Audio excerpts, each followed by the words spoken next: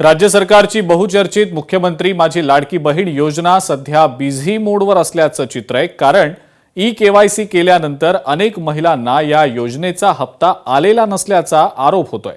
लाडक्या बहिणींच्या मदतीसाठी सरकारनं 181 हा हेल्पलाईन नंबर जारी केला। मात्र या नंबरवर कधीही फोन केला की हा नंबर सतत बिझी लागतो आणि त्यामुळे सरकारची लाडकी बहीण बिझी मोडवर आहे का असा सवाल आता उपस्थित केला जातोय।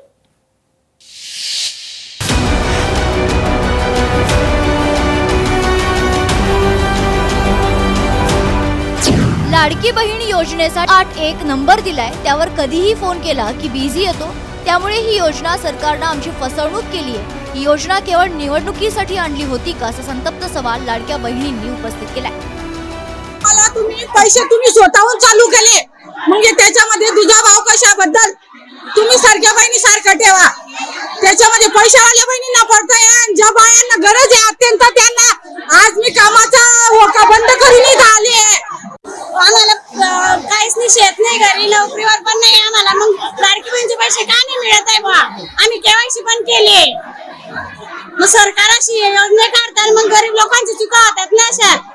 आम्ही रोज बुडून इथं आलोय, आम्ही गरीब लोक आहे भरपूर, आमच्याकडे काहीच नाहीये।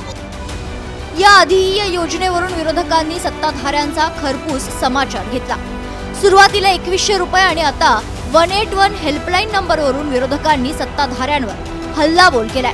तर दुसरीकडे ई-केवायसी मध्ये काही त्रुटी आहेत, यावर तोडगा काढण्यासाठी चर्चा सुरू असून लवकरच सरकारकडून यावर मार्ग काढण्यात येईल अशी प्रतिक्रिया सत्ताधारी पक्षांनी दिली आहे। हेल्पलाईनच डेडलाईन आहे, त्या हेल्पलाईनवर कॉलच लागत नाही। आपल्याच माध्यमातून मी पाहिलं की लाडक्या बहिणी त्याच्यावर प्रयत्न करतायत आणि ते हेल्पलाईनच लागत नाही।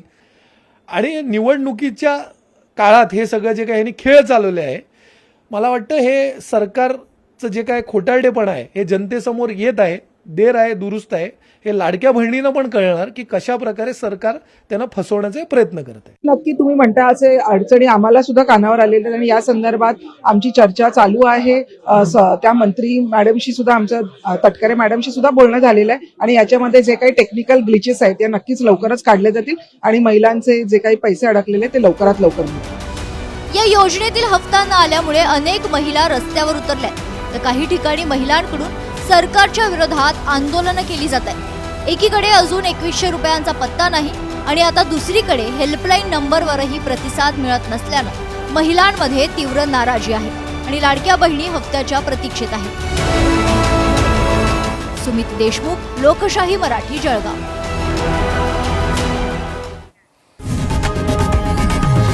लोकशाही मराठी ऐका, पहा, जागरूक रहा।